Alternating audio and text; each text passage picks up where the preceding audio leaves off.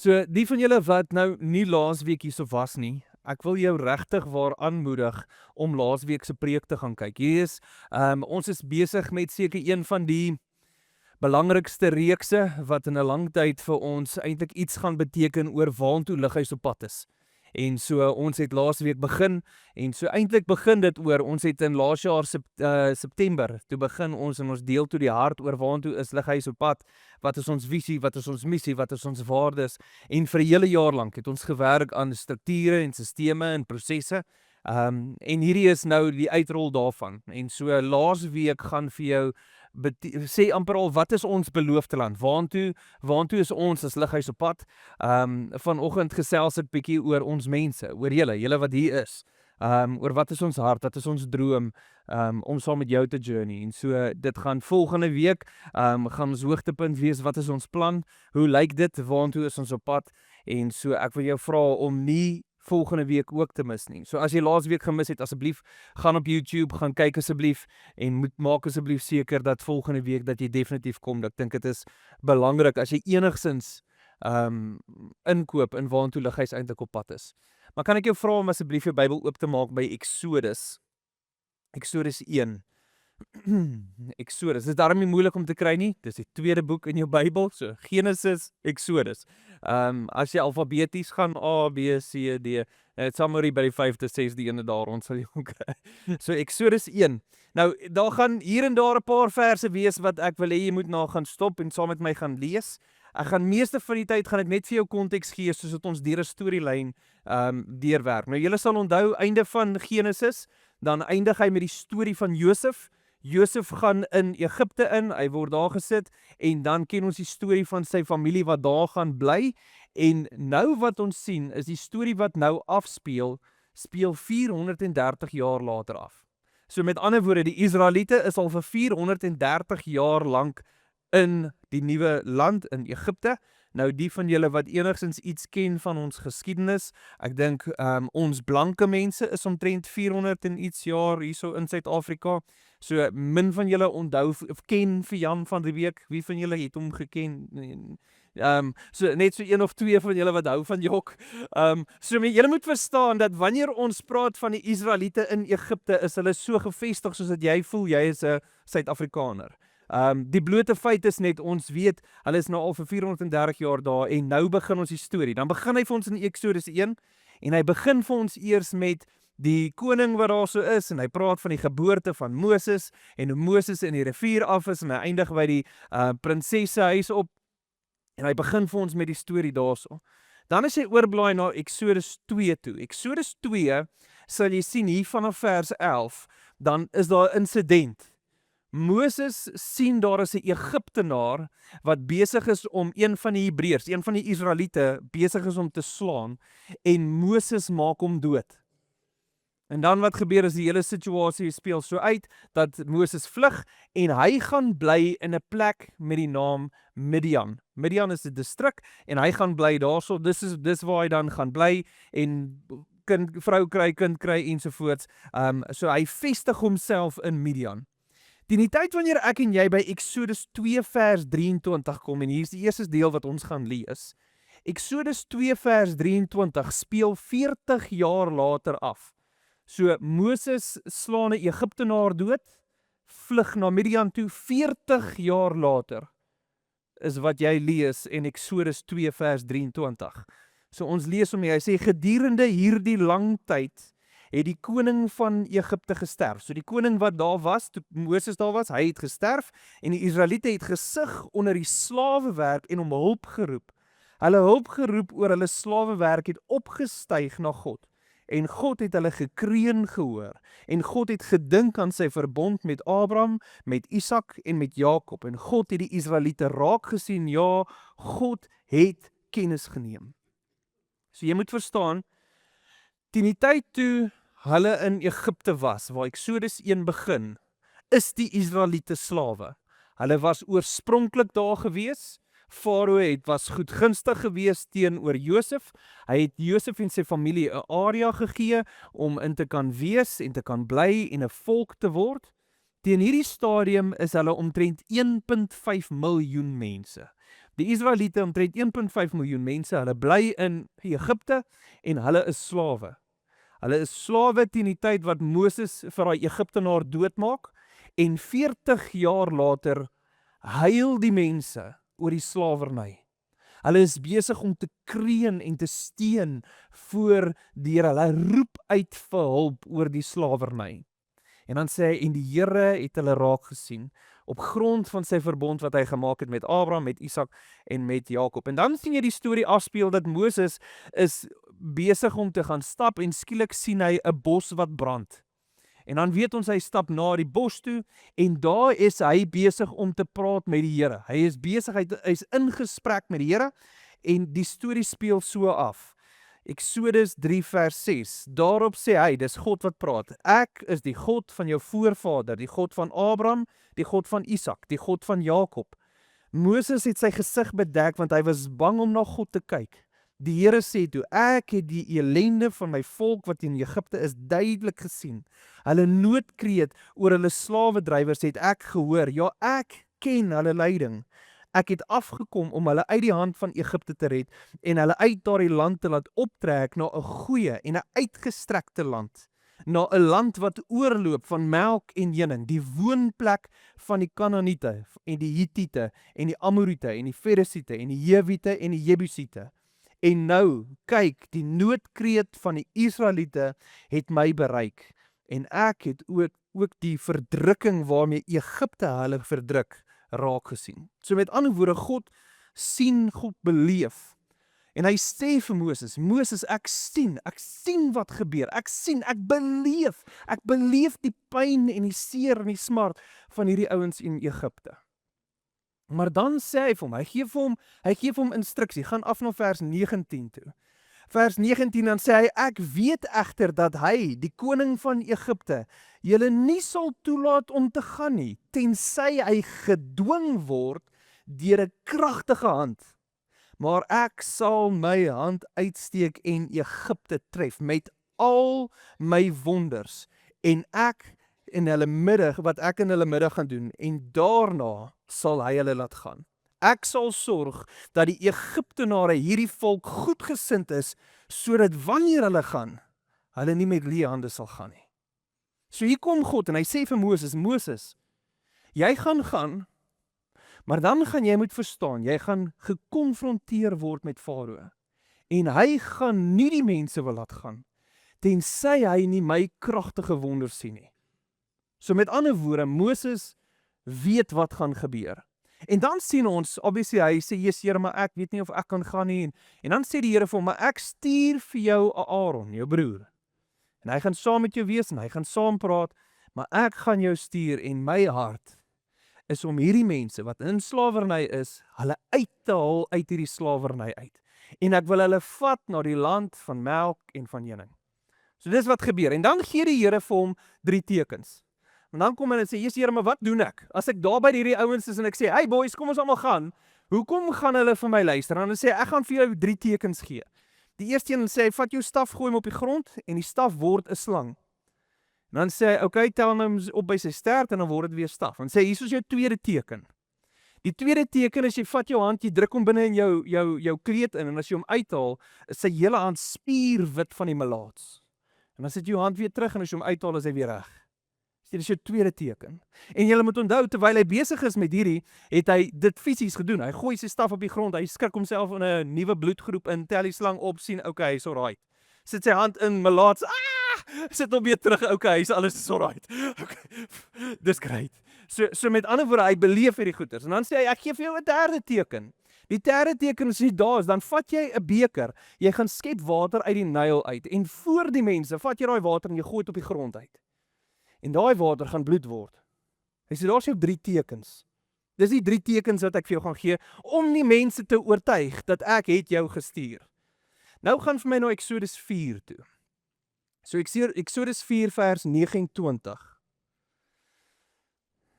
Moses en Aaron het toe gegaan en al die oudstes van die Israeliete bymekaar gebring. Aaron het die woorde wat die Here vir Moses gegee, herhaal. Moses het al die tekens voor die oë van die volk gedoen en die volk het geglo. toe hulle hoor dat die Here aandag gee aan die Israeliete en dat hy hulle elende raak gesien het, het hulle gekniel en aan aanbidding gebuig. So, hier gebeur iets. Hulle stap na die volk toe, hulle roep al die ouderlinge, die oudstes van die volk, hulle roep hulle nader. Aaron vertel vir hulle alles wat ek nou vir julle gesê het. Net baie meer detail. Wat het die Here gesê vir Moses? En hy verduidelik dit aan die mense. En dan doen hulle hierdie 3 tekens. Dan word hierdie tekens in hulle midde gedoen. Gooi die stok neer, word 'n slang. Sit die hand binne die, word malaats. Gaan vat koppie uit die nyl uit, gooi dit voor hulle bloed. Hierdie goeters gebeur en toe die ouens dit sien, toe besef hulle, God het ons raak gesien. En hulle kniel in aanbidding. Ongelooflike mooi prentjie wat hier plaasvind. Maar dan gebeur daar iets. Nou moet julle onthou, en wat ek wil hê ons moet nou gou raak sien, is ons gaan tel hoeveel wonderwerke doen God saam met die Israeliete. Hy het nou klaar 3 gedoen. So ons staan nou al klaar op 3. 3 wonderwerke wat gedoen is voor die Israeliete. Nou ek moet wel sê, jy kan dalk op die fens wees oor jou geloof. Maar indien ek 'n stok hier laat val en hy word 'n slang voor jou oë, gaan jy voel hierdie is nogals intens. As ek my hand nou, jy weet nie eers hoe lyk my laats nie. Maar as ek my hand in my bootjie sit en ek haal hom uit, gaan jy sê, ooh. Daar's ouens wat baie geld kry in Hollywood om hierdie toertjies te doen. Jy kan sê, Jesus Jan, wat doen jy? Waarmee is jy besig? As ek al na die dooppad toe vat, ek vat 'n kop en ek gooi hom op die grond uit. Martha gaan nie baie opgewonde wees om die skoonmaakwerk te doen nie. Maar ek kan jou beloof, in jou hart gaan daar iets wees wat soos, yes, dis amazing. Het een van julle hierdie week sulke tekens al gesien? Net vanaf enige van julle wat so heilig is, wat sulke goed sien, en ek ook nie. Okay, so met ander woorde, ons trek nou al op 3. Hierdie ouens beleef iets van God. En nou gaan Moses na Farao toe. En hy sê vir Farao, laat my mense gaan. Hulle moet uitgaan, die Here sê hulle moet uitgaan. Nou natuurlik, die feit dat Farao sê nee, is ons geskok daaroor? Nee, hoekom nie? Want God het vir Moses sê, Moses, hy gaan julle nie wil laat gaan, tensy hy nie my kragtige dade sien nie. En so nou sê Farao, nee, hy wip homself, en hy sê, right, nou gaan hulle buig. En die slawerny raak erger. Dan lees ons dan 'n gedeelte in Eksodus 5. So gaan gou vinnig na Eksodus 5 toe. Eksodus 5 vers 21. Dinge het nou begin moeilik raak, en nou kom die Israeliete na Moses toe. Hulle stap na Moses en na Aaron toe, en hulle sê toe vir hulle, Eksodus 5 vers 21, mag die Here julle raak sien oor die oordeel, en oor julle oordeel, omdat julle aanstootlik gemaak het, en in die oë van Farao en sy amptenare die swaard in hulle hand te plaas, om ons dood te maak. Mag die Here julle oordeel. Want kyk nou hoe swaar gaan dit. Julle het nou gemaak dat Farao ons gaan doodmaak. Nou onthou, hulle is ook nie geskok oor die feit dat Farao nee sê nie. Hoekom? Want Aaron het vir hulle alles gesê wat God vir Moses gesê het. So met ander woorde, ons almal is baie bewus dat ons is nie suppose om geskok te wees nie, maar nou voel hulle dit in hulle lywe. Hulle voel dit, die omstandighede het moeilik geraak en hulle sê, mag God julle oordeel. Want julle het gemaak dat daar nou 'n swaard in Farao se hand is en hy wil ons doodmaak. Hulle het 3 tekens gesien en op die einde van die dag weet ons Farao wil hulle nie laat gaan nie. En dan begin sports. Dan begin die Here se hand. So dis waar ek en jy nou gaan kyk. Eksodus 7 kom die eerste plaag. Nou ek sê hulle spesifiek elkeen apart, want elkeen van hulle is 'n groot wonder op sy eie. Wanneer ons wonders tel, belangrik om te weet, ek tel wonders soos dit ons hulle sien. Julle moet verstaan, die blote feit is dat van hierdie plaag word uitgestort oor Egipte en nie oor die Israeliete nie. Daai in homself is 'n hele aparte wonderwerk en ek tel nie dit nie. Ek tel nie waar die Here hulle beskerm en sulke goeders as wonderwerke nie. Ek sluit dit in binne die wonderwerke wat ons tel. So met ander woorde, hy het 3 tekens klaar vir hulle gegee. Die 4de ene is die Nyl se water word in bloed, Eksodus 7. Dan blaai, jy gaan nou vinnig blaai. Eksodus 8 vers 1. Daarso sien ons dis die volgende plaag, dis die paddas. Skielik is daar paddas oralste. Binne in jou bed, binne in jou kas, binne in jou make-up sakkie, paddas orals. Dan het ons die volgende ene is die 3de plaag. Hierdie is nou die 6de wonderwerk. Dit is die muggies. Nou hy sê in party vertaling sê hy muggies en party sê hy luise. Dis moeilik om te weet wat dit is. Al wat hulle weet, dis 'n baie klein irriterende insek wat byt. So met ander woorde, ouens klassifiseer hom either as 'n luis of 'n muggie, maar dis min of meer wat gebeur. En so daar is muggies oralste. Na die muggies, in Eksodus 8 se vers 20, kom die swerms van vliee. Dan het ons die dood van die diere in Eksodus 9. So Eksodus 9 gaan al die diere dood, en dan het ons Eksodus 9 vers 8, het ons die swere wat op die mense en die diere uitgestort word. En dan het ons in die einde, so hier by Eksodus 9 vers 13, het ons haal en weerlig. So hy sal, party plekke sal hy praat van vlamme wat slaan, so ons glo dit is weerlig, so verskriklike slegte weerlig en haal, wat vernietiging bring. Dan het ons Eksodus 10, die sprinkane oor Egipte, so daar sprinkane vreet en vernietig alles. En dan het ons Eksodus 10 vers 21, 'n diep donkerte vir 3 dae lank net oor Egipte. Nie in die area waar die Israeliete is nie, vir 3 dae diep donkerte, swaar gevoelende donkerte. En so teen die tyd wanneer jy klaar is met die donkerte, dan gee die Egiptenare die guns vir die Israeliete, en hulle gee vir hulle goud, en hulle gee vir hulle juwele van silwer, en hulle gee vir hulle klere, en dan maak Farao weer sy hart. En dan sien ons die laaste plaag, die 10de plaag wat uitgestort word, Eksodus 12 vers 29, en dit is die dood van die eersgeborene, van die diere en van die mense. Die 10 plaag wat volg. So ons sit met 3 tekens, gevolg met 10 tekens wat daarna vloei.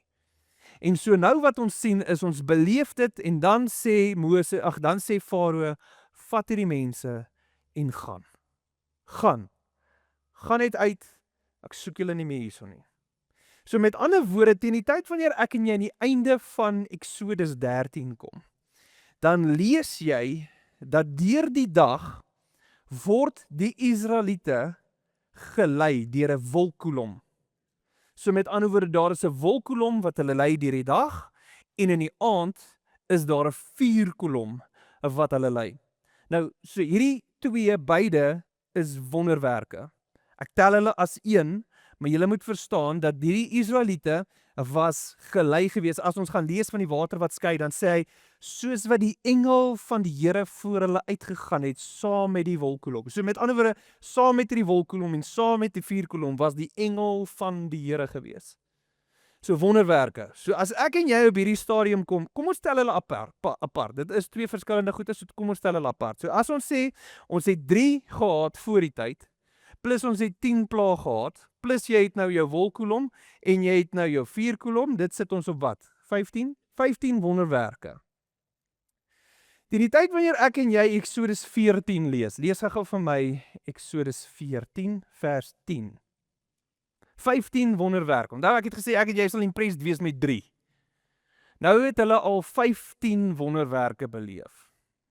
En hier is Farao diknaar oor hierdie hele situasie. Hy sê vir sy weermag, hier gaan ons. Nou gaan ons vir hulle gaan uithaal. En dan is hier agter hulle aan, en dan sê hy vir ons Eksodus 14 vers 10. Toe die Farao nader kom, kyk die Israeliete op, en daar is die Egiptenare besig om teen hulle op te ruk. Hulle was angsbevange. Die Israeliete roep toe na die Here om hulp en sê vir Moses, is dit omdat daar geen grafte in Egipte is, dat jy ons saamgeneem het om in die woestyn te sterf nie? Wat het jy aan ons gedoen deur ons uit Egipte te lei? Is dit nie presies waaroor ons met jou in Egipte gepraat het nie? Toe ons gesê het, laat ons met rus, asof hulle sou rus in Egipte, sodat ons vir die Egiptenare kan werk. Dit is immers vir ons beter om vir die Egiptenare te werk, as om in die woestyn te sterf. Sien, iewerste het hulle vergeet van die slawerny, van die gewig van slawerny. Hulle beleef al 15 wonderwerke, wat die krag van God oor Farao sit, 15 wonderwerke, en hulle verlang terug na slawerny. Hulle verlang terug na die slawerny. En skielik voel dit vreemd. En dan beskerm die Here hulle, deur hierdie wolkkolom en vuurkolom agter hulle in te skuif, en tussen hulle en die Egiptenare te gaan wees. So deur die dag was dit 'n wolkkolom en in die aand was dit 'n vuurkolom gewees, en daar was skeiding gewees tussen tussen die mense en die Egiptenare. So dis wat gebeur. En dan gebeur die volgende, die 17de wonderwerk. So die 16 ene, die vuurkolom bring, en hy bring beskerming tussen hulle. 17de wonderwerk is, daar stap Moses na die see toe, hy strek sy hand uit, en deur die nag waar die wind, en daai see maak oop, en hulle loop deur op droë grond, tot aan die ander kant toe. Impressive. Dis soos 'n aquarium. Stap deur, kyk na die vissies. It's amazing. En dan wat gebeur is, dan as hulle nou aan die ander kant kom, die Egiptenare is uitgeroei, staan hulle nou aan die ander kant. Nou is hulle besig om te trek van punt A na punt B toe. So gaan hulle deur die proses, en nou kom hulle by 'n plek aan, en die water is bitter. Hulle noem die plek Mara. En die water is ongelooflik bitter. En wat doen hulle? Hulle kla. Want dis wat 'n Israeliet doen. Hulle doen dit goed. Hulle werk hard en hulle kla baie. En nou kla hulle. Nou wat gebeur? Hier kom die volgende wonderwerk. Moses gaan na die Here toe. Here sê, vat 'n stuk hout, gooi hom in die water in. Gooi 'n stuk hout in die water in, en daar word die water soet. En hulle het water. En daar gaan hulle weer verder. Nou trek hulle weer verder. En teen die tyd wanneer ek en jy by Eksodus 16 aankom, so blaai vir ons nou na Eksodus 16 toe. Nou begin die ouens kerm oor kos. Nou is hulle nie meer dors nie, hulle is nou honger. Eksodus 16 vers 3. Toe die Israeliete het vir hulle gesê, nou praat hulle weer met Moses en Aaron. As ons maar deur die hand van die Here in Egipte gesterf het, toe ons by die vleispotte gesit het en versadig geëet het aan brood. Maar julle het ons na hierdie woestyn toe gelei, om hierdie hele gemeenskap van honger te laat sterf. Moan alweer. Droom terug na die goeie ou dae in Egipte. Jesus, hoe lekker was dit, hè? Toe ons nog gebraai het, gekuier het, ag, dit was so lekker. En dan gebeur die volgende 2 wonderwerke. Wonderwerk nommer 19, wonderwerk nommer 20. Nou binne in hulle is dit ongelooflike groot wonderwerke, maar kom ons hanteer hulle as 2 wonderwerke. Nommer 1, God gee manna. Manna het hulle nog nooit van tevore gesien nie. God gee vir hulle manna. So in die oggend, as hulle opstaan, en die dou was daar, dan was daar so 'n spierwit ding wat so oor die grond was. En dan het hulle van hierdie manna bymekaar gekry. En hier was nogals iets amazing geweest. Hy sê vir elke persoon kan gaan skep vir hoeveel jy nodig het om te eet. En hy gee 'n mate van hoeveel jy kan skep. En die mate is omtrent 2.5 liter. Nou ons sê liter want ons weet nie wat is die density om te kan weet in terme van gewig nie. Maar die size van wat jy skep vir jouself is 2 liter. Ek skep 2 liter manna vir myself. Nou jy weet nou 2 liter is 'n size, né? En dan 2 liter vir my man, 2 liter vir my vrou, 2 liter vir my kinders, 2 so toe gaan jy. Dan moet julle onthou, ons praat hierso van 1.5 miljoen mense wat moet kos kry. Wat beteken 1.5 miljoen mense skep elkeen 2 liter. So ons praat hier van 3 miljoen liter manna elke oggend. Dis wat daar was. En dan amazing, as jou emmertjie net 'n bietjie kleiner as 2 liter was en jy het geskep, dan sê hy, was dit vir jou genoeg gewees?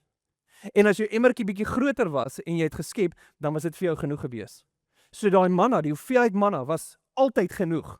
Of dit te min was of te veel was dit altyd genoeg, maar hier was die reël, jy moet dit nie hou nie.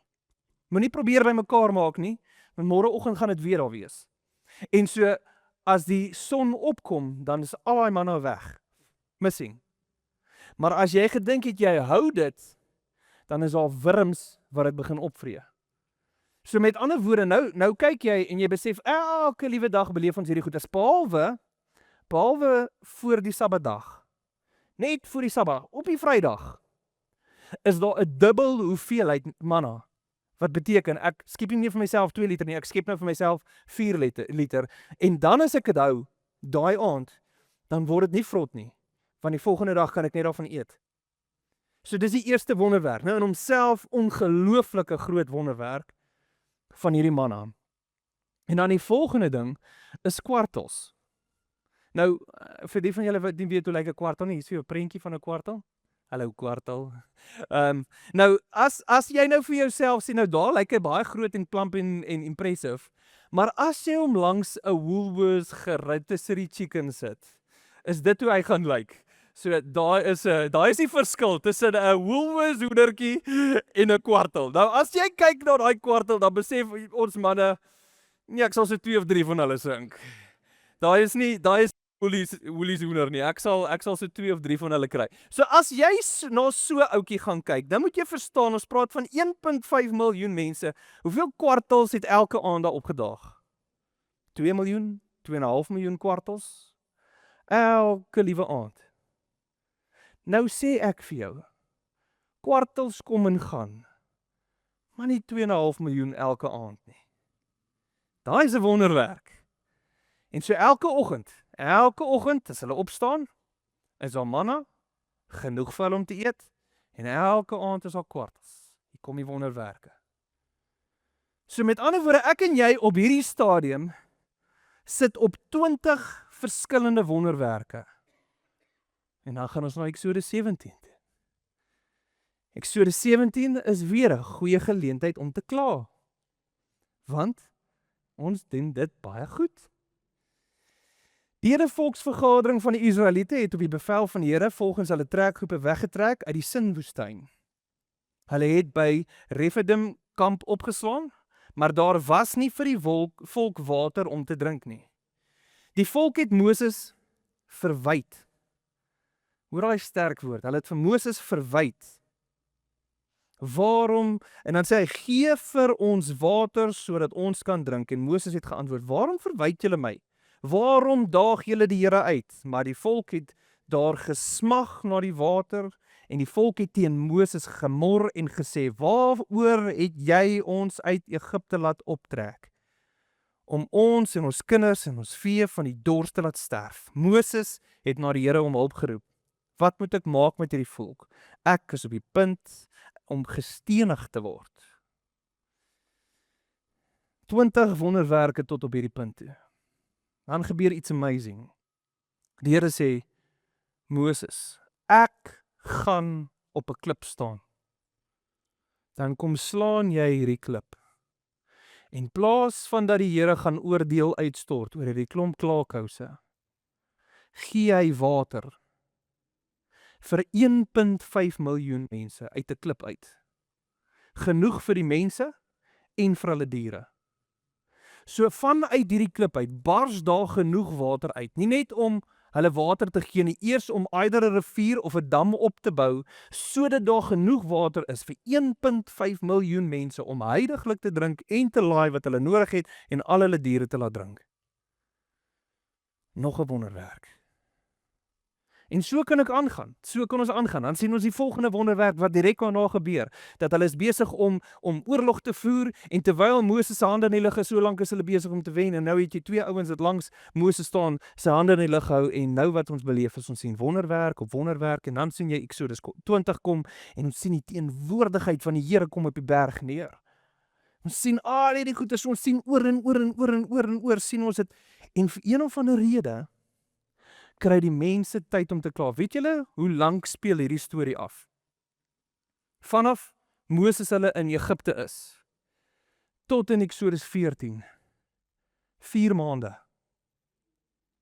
4 maande. Hulle sien 20 wonderwerke in 4 maande.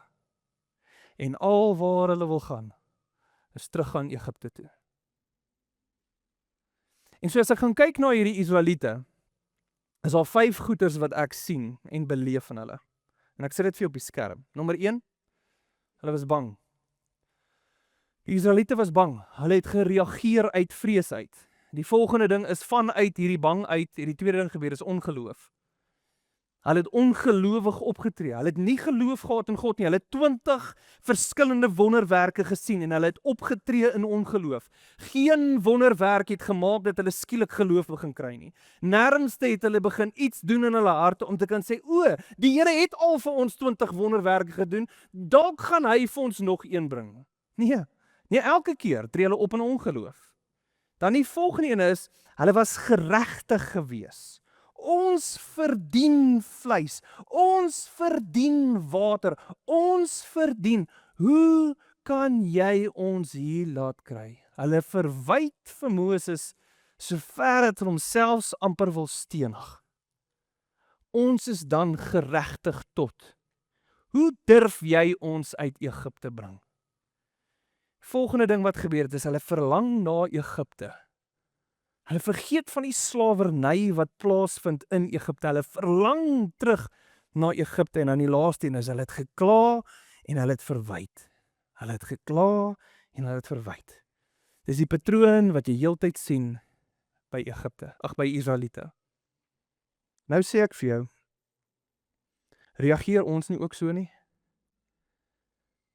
Reageer ek en jy nie dalk ook partykeer so nie? Wat maak jou bang? Sien, gewoonlik wat my en jou bang maak, is dit wat buite jou beheer is. Enige iets wat jou gemak bedreig, maak jou bang. En as jou gemak veilig is, as iemand jou veiligheid bedryf, raak jy bang. Dit beteken, as daar iemand is wat vir jou vreemd lyk buitekant, raak jy bang. As iets jou finansiële posisie waarin jy is, nou bedreig, as jou werk in gedrang is, as iemand jou geld vat, as iets gebeur met jou finansies, dan raak ek bang. Enige iets wat my gemak laat wobble, maak my bang. En is gewoonlik buite my, dit word aan my gedoen. Daai kan ons nie beheer nie. Ons kan nie beheer wat gebeur met Farao en hy na ons toe kom nie. Ons kan nie beheer of ons by 'n plek aankom en dit voel nie asof ons die water kan drink nie. Ons kan nie daai goeters beheer nie, maar wat in ons beheer is die volgende 4. Tree ons nie dan partykeer op in ongeloof nie. Sit jy met 'n situasie waar slegte nuus inkom met jou gesondheid, wie is die eerste oproep wat gebeur? My plannetjie is ek bel 'n dokter. Ek sit met 'n finansiële krisis, wat doen ek? Ek maak 'n plan vir ekstra geld. Maak seker ons sny budget. En hoor mooi, ek is nie anti dit nie, ek is 'n plannetjie mens, vra my vrou. As al speed wobble kom, is ek plannetjies. Ons doen plannetjies. Is dit nie baie keer ongeloof wat maak dat ons optree vanuit dit nie? Dan die volgende. Hier in hierdie woord roer my in my binneste. Dan dink ons, ek is geregtig op sekere goeders. En ons leef in 'n era wat vir ons dit sê, jy het regte. Jy het regte. Ek is geregtig. Omdat ek my kant bring, is ek geregtig vir. Omdat ek my kant bring, moet jy met my op 'n sekere manier praat. Omdat ek my kant bring, verwag ek dat jy vir my dankie sê. Omdat ek my kant bring, verwag ek dat jy my so gemaklik laat voel as moontlik. Ek is geregtig daarop. Ek bring mos my kant. Is dit nie? Hoe vinnig is ek en jy geregtig op iets? In Engels is die woord wat ek die meeste van hou, entitled. Ons is entitled. Nou ek sukkel as, nou, julle ken julle Bybel baie beter as wat ek my Bybel ken. So dalk kan jy my help met 'n paar verse. Ek sukkel om die Bybel te lees en te sien waar is die Bybel enigstens, waar gee die Bybel vir my ooit ergens een plek waar ek iets geregtig is op iets? Ek dink die naaste wat ek aankom is dat 'n ou wat werk vir sy lone is geregtig op sy lone. Die naaste wat ek sal kom is, jy sien, is nie in soveel woorde gesit nie, maar om te sê, gee vir die dagloner die werk of sy geld wat hy verdien. Dis 'n reg, dis 'n iets wat jy jouself doodgewerk en daarom kry jy jou salaris. Dis die naaste wat ek kry in die Bybel wat vir ons dit sê, maar anders is dit sukkel ek om dit raak te sien. So as jy ergens te sien dat die Bybel sê ek is geregtig tot A, B en C, asseblief stuur vir my daai verse. Ek hou daarvan om te leer en so ek sal graag wil leer. Maar weet julle wie het ek gesien is entitled? Julle onthou die verlore seun wat weggaan? En naderhand gaan uit die varkpele raak van lekker en hy gaan terug na sy pa toe. En sy pa ontferm hom om dit. En sy broer was entitled. Hoe durf jy vir hom 'n partytjie hou? Was ek nie dan hier nie? Het ek nie my bydrae gebring nie? Weet julle wie was entitled? Die Fariseërs. Hoe dink julle dat julle reg is? Ons ken dan ons woord. Ons het die skrifte ondersoek. Dis ouens wat entitled was. Die Jode wat Jesus gekruisig het, was entitled. En nêrens te sien ek iemand wat geregtig is en dink dit is my reg om hierdie te kry. Het baie goed afgeloop vir hulle nie, maar soos ek sê, ek ken nie my Bybel vreeslik goed nie, so asseblief gee vir my die versies wat jy van ken. Maar is dit nie hoe ek en jy partykeer optree nie? En die sad deel is, jy sien nie en ek sien nie hoe entitled is ek, tensy iemand dit vir my uitwys nie. Entitlement. Volgende ene, verlang na Egipte. Waarna gryp ons as dinge rof gaan? Alkohol? Pille? Eet? Gryp ons na, gooi myself toe in die werk? Hardloop ek en ek bly heeldag in die gym? Wat? Waartoe gaan ons? Wat is hierdie uitlaat wat ek doen? My aggressie? Wat is die goeders waarna ek gryp? Wat is die goeders wat eintlik slawerny bring in my lewe? Waartoe ek gryp in die tye van krisis? Verlang ons nie partykeer terug na Egipte nie? Die slawerny wat saam met dit kom. En dan begin ons kla, en ons begin verwyd, en ons begin skinder, en ons begin praat, daai tong van ons, Jesus, ons kry nie onsself stil nie. Ek meen, jou hondjie moet net nie lank genoeg vir jou kyk nie, dan begin jy by hom kla. Jesus, want hulle luister so goed. Almal wat sal luister, almal wat vir jou die oor gee, gaan ek gaan kla. En dis wat gebeur, as ons kyk na die Israeliete en hierdie ouens beleef wonderwerk op wonderwerk op wonderwerk op wonderwerk op wonderwerk en in 4 maande, al wat ons sien, is hierdie ouens is konstant besig om hierdie selfde patroon te volg. En dan sê ons, Jesus, maar hoe durf hulle? En dan besef ons doen dit maar self. Ons doen dit self, ons beleef hierdie goeie self. Ons tree self so op. So kom ek sê vir jou, hoekom is ek hier? Kan jou vra, hoekom is jy hier? Ek kan jou sê, hoekom is ek hier? Nou as dit vir jou sê, hoekom is ek hier, moet jy laasweek se preek gekyk het om te verstaan, hoekom is ek hier? Ek is nie hier, omdat lighuis my werk is, en dis al wat ek kan doen nie. Dis nie hoekom ek hier is nie. Ek is hier vir 'n verskeie redes, en ek gaan dit vir jou sê. Nommer 1, as ek kyk na Johannes die doper, hy gaan uit voor Jesus. En in Johannes 3, dan maak hy die stelling, dan sê hy, in vreugde roep ek uit, en ek verheug my oor die bruidegom, Jesus, die bruidegom. En hy sê, alles in my wil vreugde vind oor die bruid wat gegee word vir Jesus. Hoekom is ek hier? Want ek besef, die kerk, nie net lighuis nie, die kerk, is die bruid van Christus. En ek vind vreugde, in my wese vreugde, om hierdie bruid aan Christus te kan voorgee. Te kan sê, Here, ek het alles in my vermoë gedoen om hierdie bruid aan U te gee. Ek vind vreugde in dit. Die volgende ding is, Jesus kom praat met Petrus aan die einde van Johannes 21. Dan sê hy vir Petrus, Petrus, het jy my lief? En sê, ja, Here. Dan sê hy vir hom, voer my skape. Voer my skape.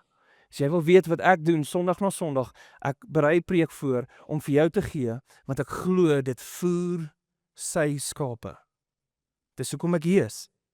Nie vir my salaris nie, nie omdat ek iemand se dankie soek nie, ek is hier want ek glo ek voer sy skape. Efesiërs 4, dan sê hy, en so gee ek aan die liggaam van Christus hierdie volgendes, ek gee apostels, ek gee evangeliste, ek gee herders, ek gee profete en ek gee leraars. Hulle funksie is om die liggaam toe te rus vir hulle werk wat hulle moet doen. Ek het 'n gawe gekry om jou toe te rus vir die werk wat jy moet doen. Dis hoekom ek hier is. Ek glo ek is hierso, want ek is besig om sy woord uit te leef. Romeine 10 sê, en hoe sal hulle hoor as niemand hulle vertel nie? Hoor mooi, partykeer gee ek vir jou rowwe preke.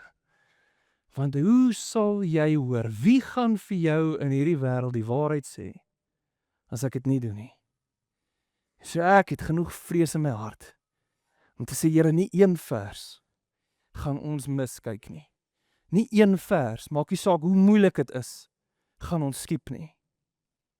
Ons sal die woord vat en ons sal dit deel maak van ons lewens. Hoekom is ek hier?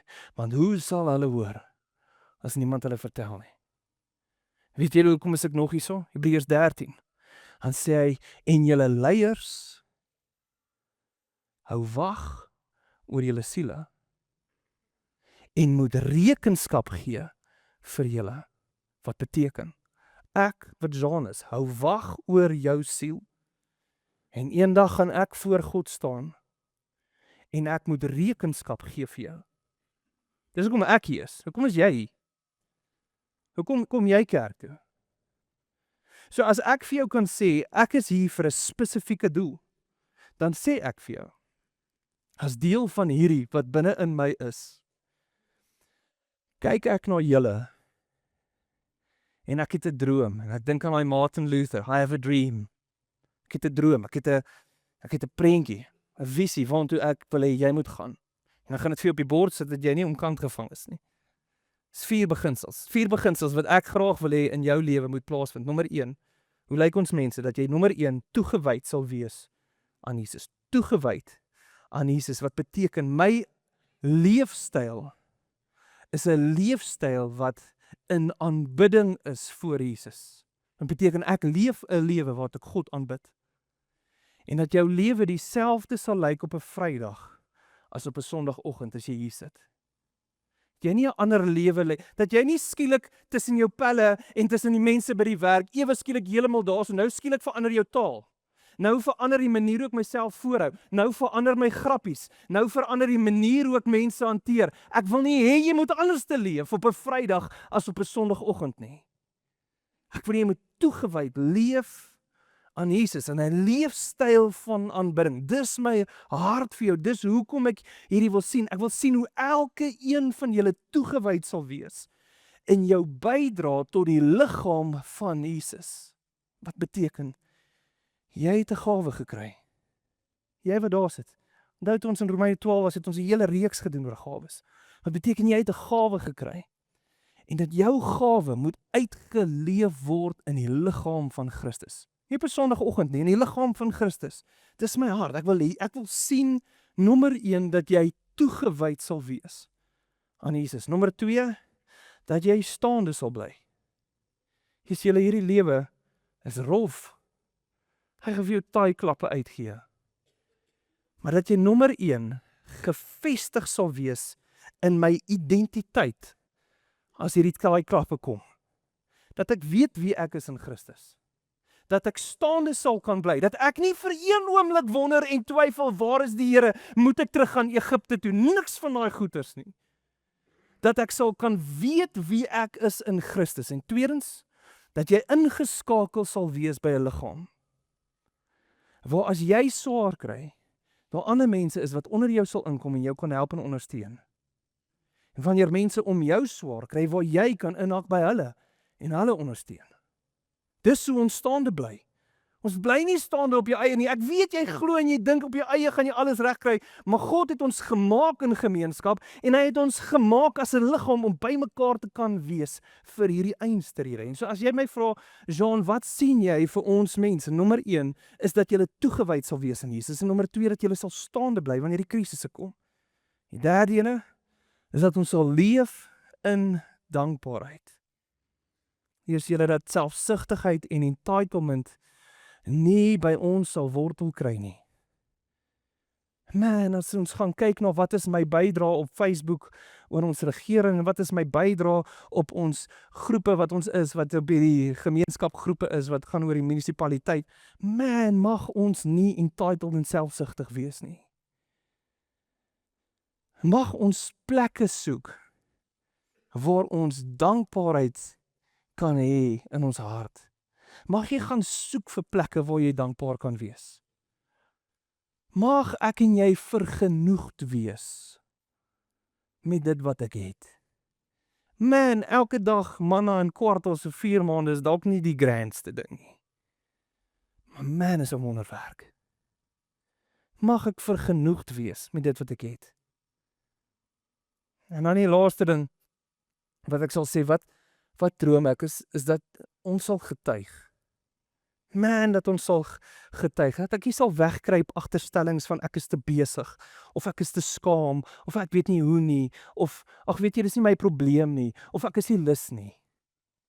Man, mag ons nie agter hierdie stellings wegkruip dag na dag en redes kry oor hoekom ek nie my gawes kan uitleef, of hoekom ek nie vir die Here kan voluit leef nie. Mag ons wegkom van hierdie goeters af. Mag ons 'n plek soek waar ek eerstens bewus kan wees van hoe goed God vir my is en dat ek 'n plek soek om te getuig oor sy goedheid.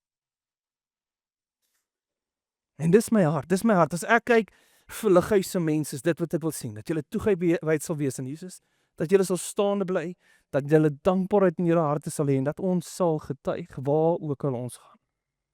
Dis my hart. Ek is nie hier vir salaris nie, dis nie hoekom ek hier die ding doen op 'n Sondag nie. En so hier is een ding, ons 'n studie wat gedoen is, om te sê hoeveel tyd moet jy saam met iemand spandeer om vriendskap te vorm? En die antwoord is 100 ure.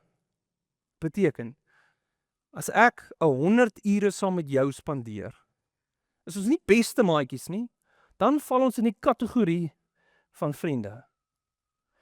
Nou ek het laas vir julle gesê dat ons statistieke, en ek sit dit vir julle op die skerm, ons statistieke sê dat in 6 weke het 1158 mense ons kerk besoek. 1158 mense het na lighuis toe gekom.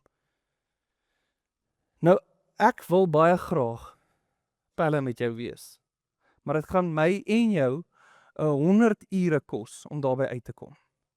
Nou as ek glo dat jou lewe sal verander deur as ek 100 ure saam met jou spandeer, dan gaan jy die Here toegewy ken, jy gaan staande kan bly, jy kan leef binne in dankbaarheid, jy gaan op 'n plek kan wees wat jy met alles wat in jou is getuig teen mense. As ek weet 100 ure saam met jou gaan jy daar kry, sal ek dit doen. Maar hier is ons probleem, 1158 mense. As ek nou vir die raad sê, julle, my hele job description verander.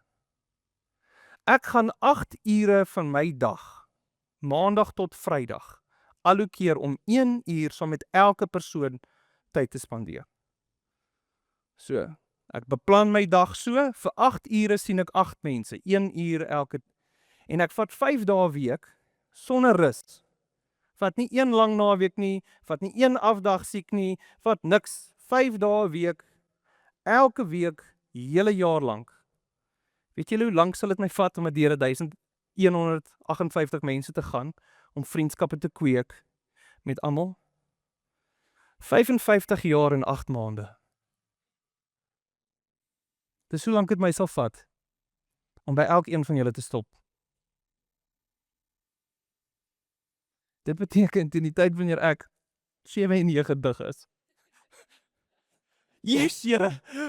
Ek hoop nie al was enige besoekers nie. Hier is my groot ding waarop ek uitkom. Ek het nie die kapasiteit om jou daar te kry nie. Maar een ding wat ek weet is as jy inskakel en jy word deel en jy skakel in by ander mense en julle kan vriende word en julle is besig om mekaar te ondersteun, kan julle daar uitkom. Want dis die hart. Dis hoekom ons hier is. Dit is nie vir enige ander rede nie. Ons speel nie kerk op 'n Sondag nie. Hierdie is nie iets wat ons doen omdat ons mense wil entertain nie. Ons is ernstig oor die ewige lewe en die verskil wat nou moet plaasvind in jou lewe. en die impak wat moet plaasvind op grond van hierdie. En daarom maak ons goeie soos, skakel in by ons disippelskap klein groepies. Nee, ek sien lus vir dit nie. Hier is die groot ding, ek moet rekenskap gee vir jou. En as jy nie inskakel nie, hoe moet ek my werk doen? Die sad deel, en julle weet, ons baie van julle wat my al baie gesien het, en ek ken nie jou naam nie. Ek ken nie jou naam nie. Vir die ouens wat volunteer, die ouens wat inkoop, die ouens wat al by klein groepies was, jou naam is dalk nie geken deur my nie, maar jou naam is geken deur mense in ons gemeente. Dis ons hart. Ons hart is skep 'n omgewing wat ons almal saam, nommer 1, toegewyd sal wees aan Jesus, staande kan bly, wanneer moeilike tye kom, wat ons dankbaarheid in ons hart sal hê en wanneer ons sal getuig. Dis die hart, dis hoekom ons hier is. En volgende week gaan ons praat oor die plan. Hoe lyk dit? Hoe lyk laasweek se hart van ons beloofde land? Hoe lyk ons hart vir ons mense? En wat se plan sit ons in plek? En van die mense wat volgende week hier opdaag en nie gekyk het na laasweek of hierdie week se preek nie, almal se perms gaan platval. Almal, jy gaan sien, hulle gaan uitstap, hulle gaan almal lyk so 'n koei wat gelek is. Niemand van hulle gaan meer 'n perm hê nie. Want hier is die groot ding, is ons maak besluite op hierdie lighuis, in hierdie gemeente, waantoe ons op pad is. En dit is nie omdat ons selfsugtig is nie. Dis nie omdat ons besluit ons wil jou so ongemaklik as moontlik kry nie. Dis nie omdat ons dink, ag nee, frek, julle is te veel mense, ons wil kyk hoe kan ons gemeente halveer nie. Dis nie hoekom ons besluite maak om mense te laat agter staan en sê moenie kom sit nie. Dis nie hoekom ons maak nie hierdie besluite vir dit nie. Ons het een fokus en hierdie fokus is om jou by Jesus se hart uit te kry sodat jy weer 'n impak kan maak in iemand anders se lewens. Want ons speel nie kerk nie. Ons vat hierdie ding ernstig. En so ek wil hê jy moet saam met ons inkoop. En dalk kom jy al 'n hele lang tyd saam met Lighuis, dalk kom kyk jy net in die laaste paar weke of maande wat hier aangaan en is ons weird. Ek is baie keer weird, maar die meeste mense van julle is heel alright. Die blote feit is net ons hart klop om Jesus se hart te beleef. Mag jy inkoop oor wat die Here doen met Lighuis. Kom ons sluit die oë. Here, wat 'n voorreg is dit wat ons het om saam te kan wees. En net te kan sê, Here, ons is in ons wese dankbaar. Dankbaar, Here, dat ons 'n roeping kan hê. Dankbaar, Here, dat ons kan getrou wees, Here, met dit wat U vir ons gee. Here, eendag staan ons voor U en ons gee rekenskap vir dit wat ons gedoen het. En Here, mag ons daai dag hoor, well done, getroue dienskneg. Here, hierdie lewe hier gaan dit vir ons moeilik maak, dit gaan rof wees, dit gaan moeilik wees. Here, mag ons nie jaag vir die applous van mense vandag nie. Here, mag ons leef in gehoorsaamheid en ons loof U daarvoor in Jesus naam. Amen.